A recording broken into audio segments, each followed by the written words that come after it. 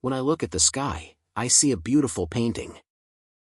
The clouds drift beside one another, chasing each other like carefree children, laughing without a worry in the world. Somehow, I can almost feel their happiness.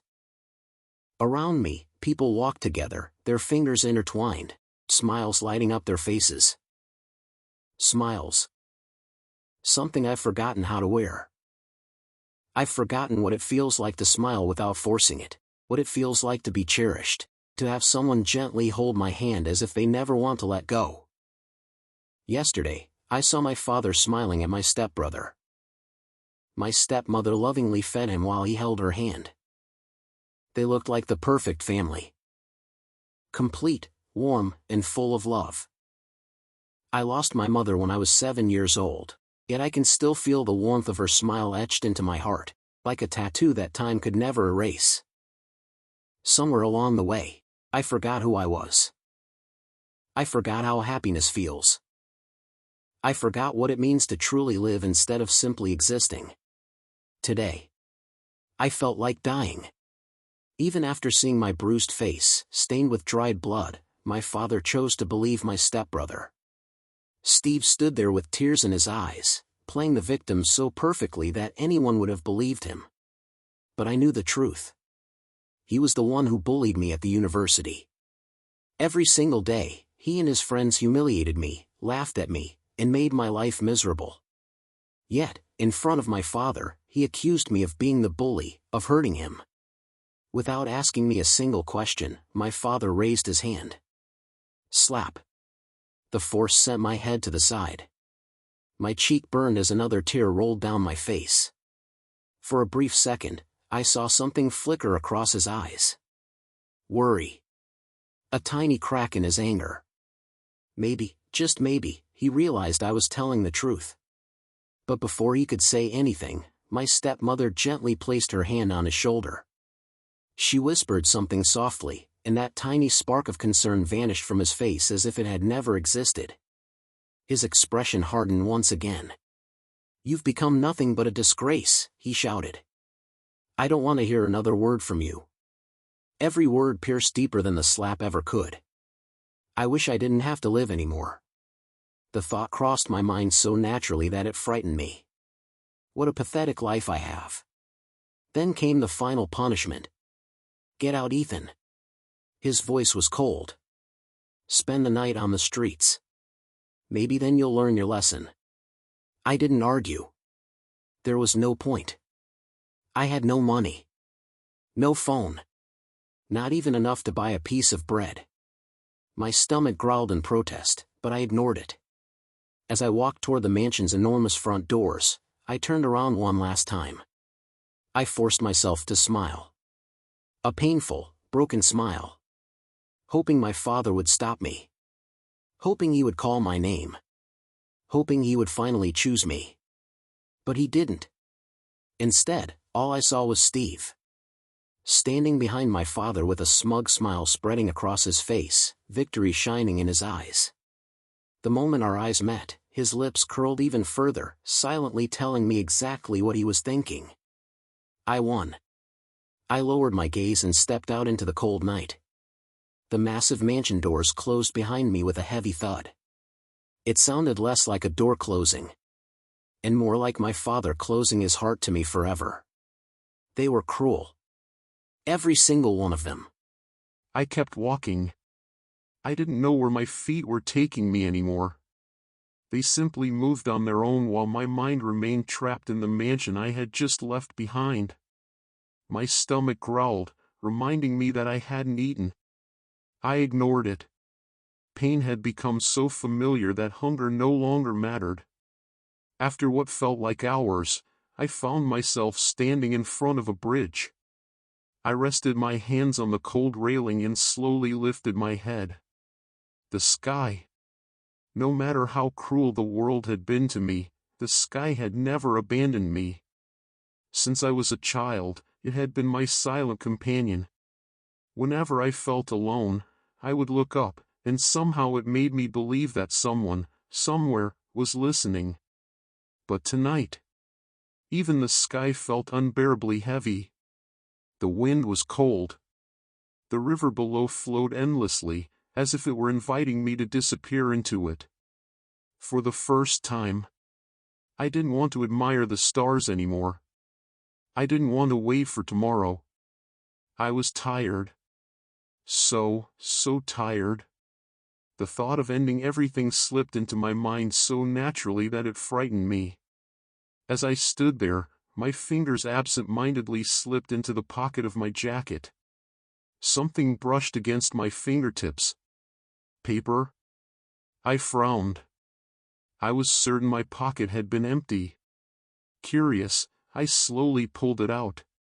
It was a letter. The envelope looked strangely warm against the cold night. On the front, someone had carefully drawn a small moon beside a tiny juniper branch, as though they had poured affection into every stroke of the pen. I stared at it, confused. When did this get here? I couldn't remember anyone slipping it into my pocket. With my curiosity growing stronger than my exhaustion, I sat down on a nearby bench beneath a flickering street light. My trembling fingers carefully opened the envelope. The scent of paper and faint lavender drifted into the air. I unfolded the letter. The moment my eyes landed on the very first line, my heart skipped a beat. To my precious Aster. To my precious Aster. You don't know me. Or perhaps, you've seen me more times than you realize. I've watched you from a distance for longer than I should admit. Not because I wanted to invade your world, but because I couldn't look away from the way your heart refused to become cruel. You always look at the sky, as if you're waiting for it to answer questions you've never spoken aloud. Sometimes you smile at the sunset. Sometimes you simply stare at the clouds until everyone else has gone home. I wonder, has anyone ever told you that when you look at the sky, it almost seems as though the sky is looking back at you? I don't think you realize how beautiful you are in those quiet moments. Not because of your face, not because of your eyes, but because your soul becomes visible. I've seen people walk past you without a second glance. I've seen others use your kindness as if it belonged to them. I've watched them mistake your silence for weakness. They were all wrong. Do you know what I see? I see someone who still moves aside so strangers can walk comfortably. Someone who thanks people even when they don't deserve it. Someone who smiles softly at children. Someone who apologizes for things that were never his fault. Someone who carries enough pain to drown an ocean, yet still refuses to become the reason someone else cries.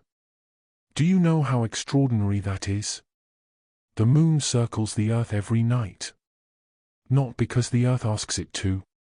Not because anyone applauds it. It stays because leaving has never been an option. That is how I've come to care about you. Quietly. Without asking for anything. Without expecting you to notice. You have become the first thing I search for. Just as your eyes search for the moon. You probably think no one notices when your smile disappears. Someone does. You probably think no one notices when your shoulders become heavier each day. Someone does.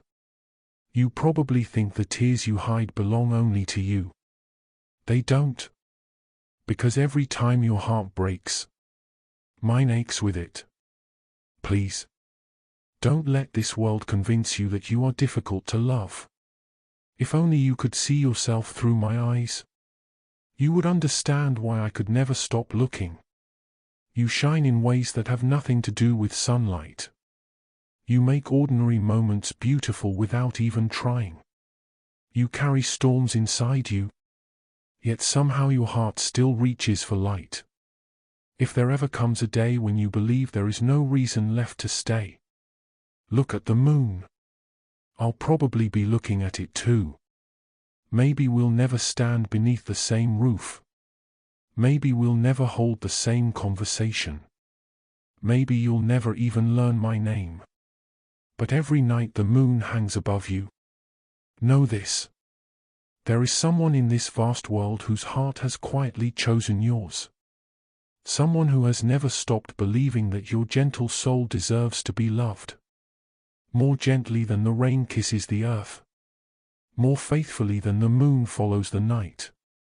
More endlessly than the stars waiting for dawn. Until the day fate decides whether our paths should cross, I'll keep admiring you from afar. Quietly. Patiently. Always. Your Amour. A warm drop landed on the paper. Then another. I frowned. Only when my vision blurred did I realize they weren't raindrops. They were my tears. I was crying. Silently. Hopelessly. Yet for the first time in years. They weren't tears of despair. My trembling fingers traced the words written on the page as though I could somehow feel the person who had written them. If words could become a home, then I was finally home. If words could wrap around someone like gentle arms, then, for the first time since I lost my mother, I was being held. Every sentence felt warm. Every line carried a tenderness I had spent years searching for. Who are you? Who are you to call me your precious Aster? How could someone know the parts of me that even I had forgotten? My heart pounded against my chest. I shot to my feet, clutching the letter tightly. No. I looked around desperately. The riverside was almost empty. The drizzle continued to fall, soft and quiet beneath the golden sunset. You have to be here. I ran. I searched every corner of the riverside like a madman. Behind the benches. Along the walking path. Near the old street lamps. I looked across the bridge. I even called out to the empty air, hoping someone would answer. Nothing. No one. Only the river continued to flow as if it alone knew the secret. Breathing heavily, I stopped. My hands trembled as I looked down at the letter again. I gently pressed it against my chest. I thought no one loved me. My voice broke. I thought no one wanted me. A shaky laugh escaped through my tears. But somewhere, someone chose me. Not out of pity. Not because they had to. They chose me the way the moon chooses to stay with the night. Quietly. Faithfully. Without asking for anything in return. Who are you? Who are you to look at someone as broken as me? And still see something worth loving? For the first time in years, I didn't feel completely alone. For the first time, my heart wanted to keep beating. Because somewhere in this enormous world, there was someone who looked at me as though I was the most precious person they had ever found. 3 months.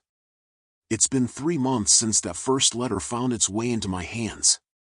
And ever since then, every single week, another one would appear. Sometimes it would be waiting on my bed when I returned home. Sometimes inside my locker at the university. Sometimes tucked neatly into the drawer of my study desk. Once, I even found one inside my car.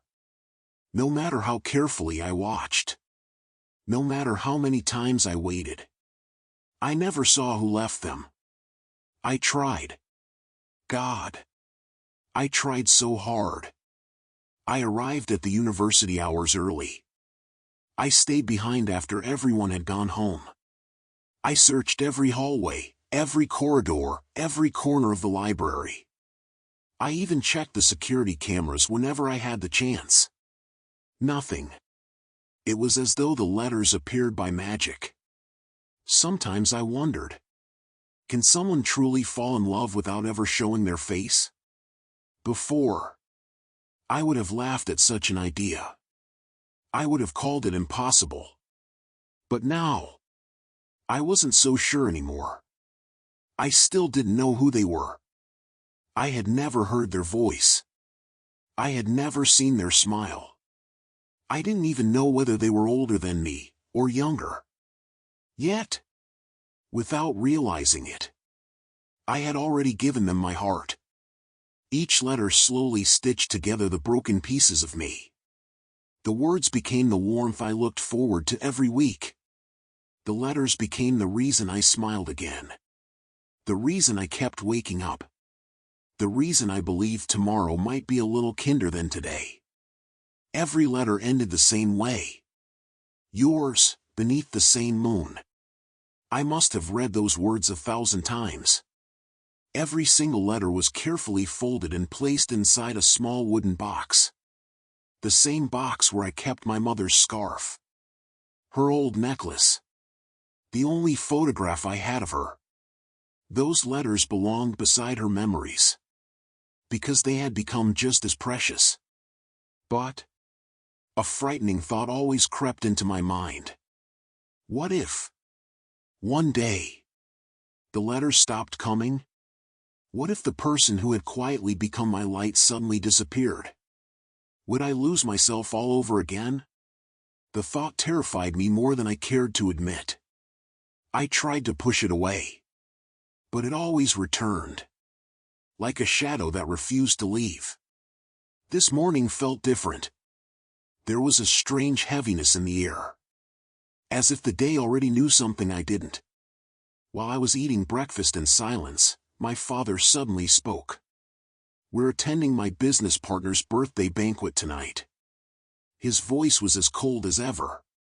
It will also be Steve's engagement announcement. I slowly looked up. Engagement? My father nodded without even looking at me. Steve will be engaged to Emily. Emily. The daughter of his business partner. A marriage arranged to strengthen both families. Steve wasn't my father's biological son. He was my stepmother's son from her previous marriage. He was 1 year older than me. Yet my father loved him as though he were his own blood. Sometimes, more than his own blood. I quietly lowered my head and continued eating. Somewhere deep inside my chest. Something twisted. An uneasy feeling. It was impossible to explain. It wasn't fear. It wasn't sadness. It was a warning. My instincts screamed at me. Something is going to happen tonight. Something that will change everything. I didn't know why. I didn't know how. But for some reason, my heart wouldn't stop beating faster.